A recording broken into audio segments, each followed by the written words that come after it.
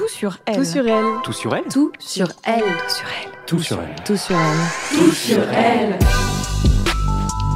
Bienvenue dans Tout sur elle, un podcast sur la santé physique, mentale et sociale des femmes, pour les femmes et celles et ceux qui les entourent, bref, pour tout le monde. C'est un podcast d'Anna Roy. Salut Anna. Salut Nina. Anna, tu es sage-femme depuis bien longtemps, engagée. Tu as écrit plein d'ouvrages sur la santé des femmes, sur la maternité, dont C'est ma grossesse, qui est publié chez l'Iconoclaste. On vous avait déjà parlé des étapes de l'accouchement, centimètres de dilatation par centimètre de dilatation. Aujourd'hui, on a eu envie de vous parler du moment du déclenchement de l'accouchement. Donc, Anna, si je me trompe pas, le déclenchement de l'accouchement, c'est quand on provoque, entre guillemets, artificiellement l'accouchement. On n'attend pas que ça se fasse tout seul. Exactement, on déclenche artificiellement les contractions utérines, on lance le travail artificiellement. Et ça concerne en France, selon la dernière enquête périnatale de 2021, quand même plus de 25% des naissances, ce qui est considéré, c'est un chiffre qui est en augmentation. Plus d'un quart des naissances sont déclenchées. Et je trouve que ça devrait quand même nous poser des questions. Je trouve ça beaucoup. Ça nous dit un truc sur l'état de l'hôpital en France, non ? Ouais, je sais pas. En tout cas, ça m'interroge. Je comprends pas pourquoi il est autant... Enfin, bon, il a pris que 3 points, c'était 22% en 2016, mais en tout cas, je trouve qu'il y a effectivement beaucoup de déclenchements. J'aimerais avoir une belle étude scientifique qui me dise si c'est une bonne chose ou si c'est pas une bonne chose. Honnêtement, je n'ai pas d'avis. Est-ce que quand on parle de déclenchement, on parle aussi des césariennes programmées ? Non, on parle pas des césariennes programmées. Déclenchement, c'est uniquement... Alors après, attention, parce qu'un déclenchement peut donner une césarienne en urgence, mais un déclenchement ne peut pas donner une césarienne programmée. Donc non, la césarienne programmée, c'est autre chose, parce que quand on fait une césarienne programmée, on va pas déclencher des contractions utérines, on va simplement pratiquer une césarienne.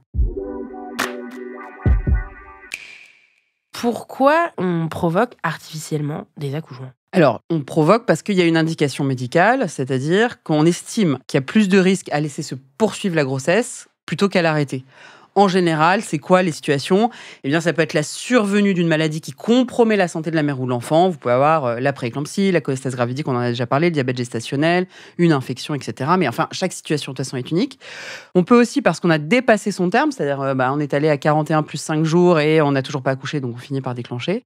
Il peut y avoir aussi des antécédents d'accouchement très, très rapides. Et enfin, bref, ce qu'il faut retenir, c'est qu'il y a un maximum de raisons, presque, je dirais, à chaque patiente, son motif de déclenchement. Et quand on parle de déclenchement, est-ce qu'on parle aussi des déclenchements qui sont plus liés à... En fait, il y a un grave problème où il y a un décès du bébé et donc on déclenche un accouchement pour faire une sorte d'avortement tardif. Alors oui, on déclenche. Oui, bien sûr, on déclenche. Quand effectivement il y a une mort fœtale in utero, on va déclencher l'accouchement, souvent en tout cas.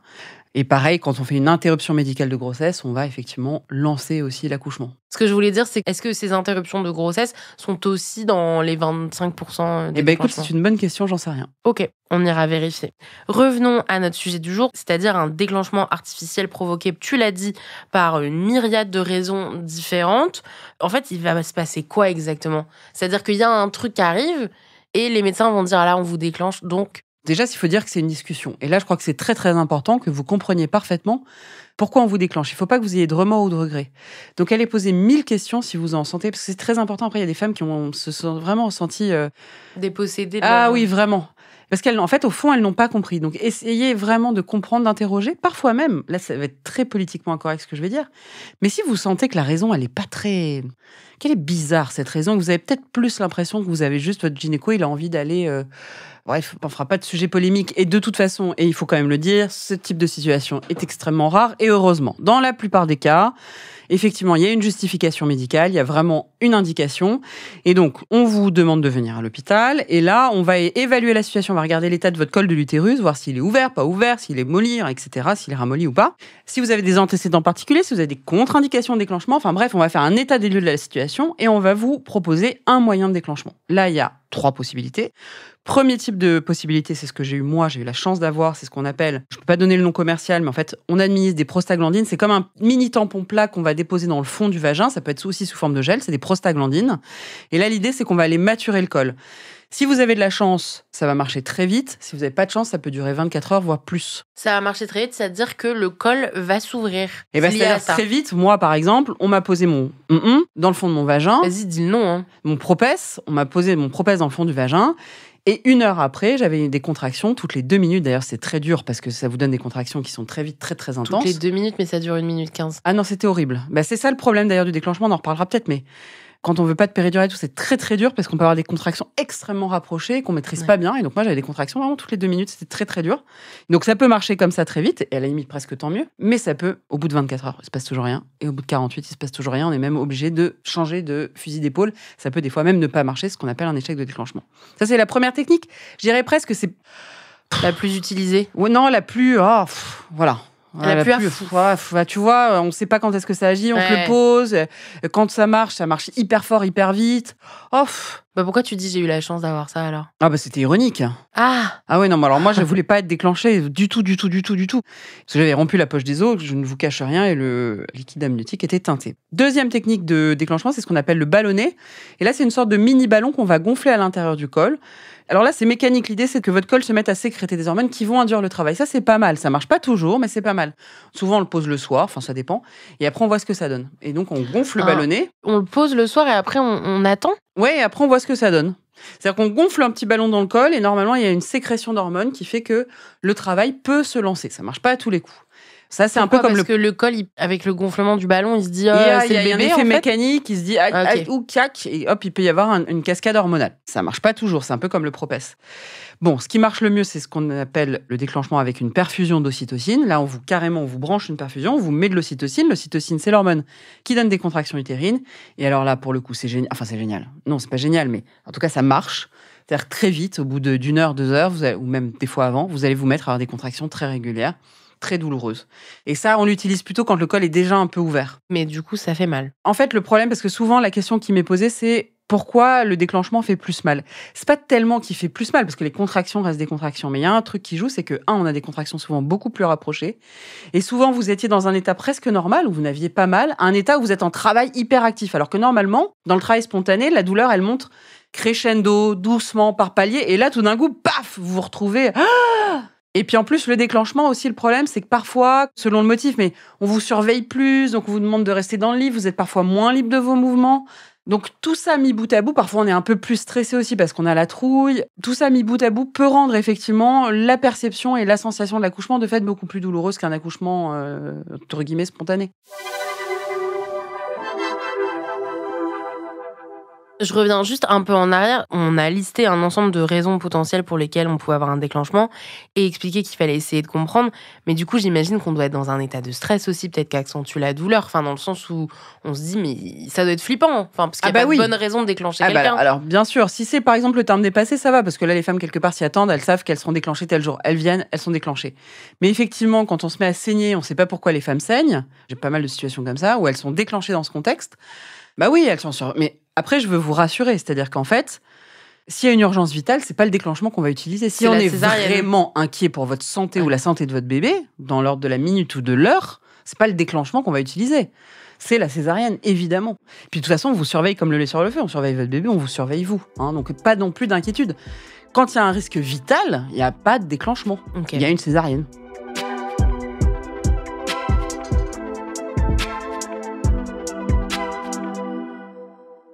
J'insiste, mais pourquoi on déclenche s'il n'y a pas d'urgence vitale versus laisser voir encore un peu ce qui va se passer? Il n'y a pas d'urgence vitale, mais on sait que laisser poursuivre la grossesse présente plus de risques de l'arrêter. Par exemple, quand tu as une prééclampsie, donc une maladie hypertensive de la grossesse, elle peut être stable à un moment, enfin pas trop grave, mais on sait qu'elle peut évoluer gravement. Et bien là, on sait que clairement, on a intérêt à sortir le placenta qui en est la cause. Et donc, ça sert à rien d'attendre. Ça sert à rien d'attendre. C'est qu'on estime que le risque est plus grand de laisser se poursuivre la grossesse. On estime que le bébé est suffisamment développé, etc. Enfin, en général, on sait ça. Ouais. Ok. Alors, de toute façon, il y a des déclenchements qui sont pris dans des contextes très cool et des déclenchements qui sont pris dans des contextes pas du tout cool, voire même tristes et sinistres. Qui est-ce qui va décider du déclenchement? Est-ce que c'est conjoint entre des médecins urgentistes, le médecin qui a suivi la grossesse, la sage-femme qui a suivi la grossesse? Non, pas du tout. Par exemple, moi, quand je suis des grossesses, je n'ai pas mon mot à dire sur une indication de déclenchement. L'indication de déclenchement, elle est posée par les sages-femmes et les médecins hospitaliers qui vont poser leur indication de déclenchement. Et c'est logique, parce que c'est pas moi, sage-femme de ville à distance, qui vais faire le déclenchement, qui va être là pour le déclenchement. Par contre, quand j'étais à l'hôpital, je prenais des indications de déclenchement. Et vraiment, l'idée, retenez ça, c'est qu'il faut avoir une discussion. Si vous n'êtes pas d'accord, il faut oser le dire pour justement essayer de comprendre. Mais toi, t'as déjà eu des femmes qui n'étaient pas d'accord avec ta décision de Bien déclencher ? sûr. Comment très t'arrivais souvent. à les rassurer ? Eh ben, je les rassurais pas toujours, mais on avait des discussions. Je me rappelle parfois d'une discussion assez musclée, pas musclée, mais voilà. Moi, j'étais vraiment inquiète pour elle. Elle était moins inquiète et j'ai fini par être obligée de lui dire les choses un peu crûment. Voilà, de prendre le bilan de son bilan sanguin. C'était une prééclampsie, je me rappellerai toute ma vie. Cette femme voulait pas être déclenchée. Moi, j'avais vraiment la trouille, quoi. Elle me croyait pas, en fait, quelque part. Et je lui ai dit, mais voilà, cette analyse de sang, elle est très inquiétante pour ça. Il y avait le médecin aussi qui discutait. Enfin, des fois, il y a des trucs de friction parce qu'évidemment, surtout quand c'est un peu tôt pendant la grossesse, on n'a pas envie. Mais même quand c'est pas tôt, d'ailleurs, moi, j'avais pas envie d'être déclenchée à aucun moment. J'avais envie, effectivement, que les choses se passent ce que la nature avait prévu pour moi et puis de laisser. Parce qu'en fait, c'est les bébés qui décident de sortir à un instant T. Et donc là, en fait, vous chantez le bébé. Vous dites, écoute, mon petit pote, t'aurais voulu sortir ça, mais nous, on décide que ce sera autrement. Donc évidemment, il y a une petite.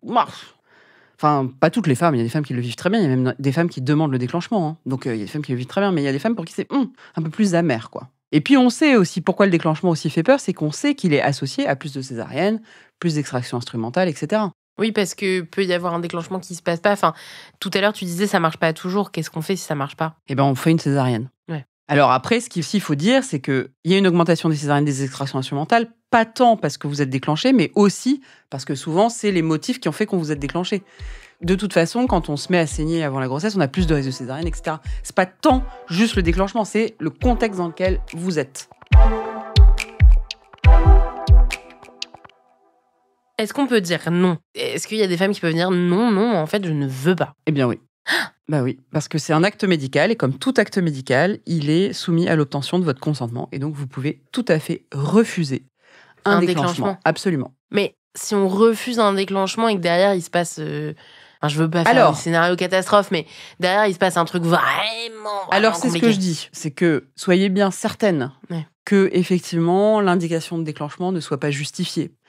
Il faut quand même se dire que les sages-femmes, les médecins, et c'est pas du tout prétentieux, parce que moi, j'envisage la relation soignant-soigné vraiment comme une relation horizontale. Mais quand même, il y a des choses qu'on a en tête, que vous n'avez pas en tête, des fois qu'on n'ose pas vous dire. Et qu'on a fait 6 ans d'études pour les sages-femmes, 10 ans pour les médecins.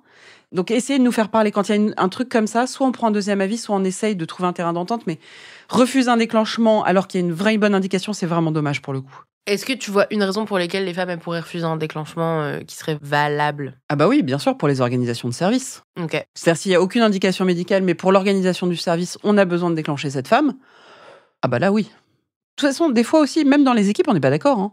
Il y a des indications de déclenchement, dans l'équipe, on n'est pas d'accord. Les sages-femmes qui disent ah oui, il faut, l'autre qui dit non, enfin on peut ne pas être d'accord. Est-ce que à l'inverse, il peut y avoir une femme qui va vouloir être déclenchée, c'est-à-dire arriver et dire là, faut me le sortir, ce bébé ? Déjà, il faut le dire, c'est que on appelle ça donc un déclenchement pour convenance personnelle, donc il n'y a pas d'indication médicale, vous voulez être déclenché. Il faut d'abord le dire, c'est que la loi est derrière les soignants parce que rien ne nous oblige à vous déclencher parce qu'en fait, c'est notre responsabilité qu'on engage. Mais personne n'a envie de se fâcher avec vous. Et là, l'idée, c'est d'avoir une discussion et d'essayer de comprendre pourquoi. Convenance personnelle, si c'est juste parce que votre jour préféré, c'est le mardi, on va essayer de vous décourager parce qu'on l'a dit, il y a plus de risques de césarienne, d'extraction instrumentale et tout. Par contre, si votre mari est militaire, ça m'est arrivé plein de fois, part en OPEX pendant 3 mois et que c'est le lendemain, et ben là, effectivement, c'est pas la même chose. Enfin bref, il y a des motifs sérieux, des motifs moins sérieux. Donc le tout, c'est d'avoir une discussion. Et après, libre à vous, de toute façon, si vous tombez pas d'accord avec l'équipe hospitalière, d'aller trouver une clinique ou un endroit où ils accéderont à votre demande. Merci Anna, merci pour tous ces conseils. On vous retrouve la semaine prochaine. Tout sur elle est un podcast d'Anna Roy, présenté par Nina Pareja, produit et réalisé par Slate Podcast. À la direction éditoriale, Christophe Caron. À la production éditoriale, Nina Pareja. À la réalisation et au montage, Johanna Lalonde. La musique est signée Johanna Lalonde et Victor Benamou.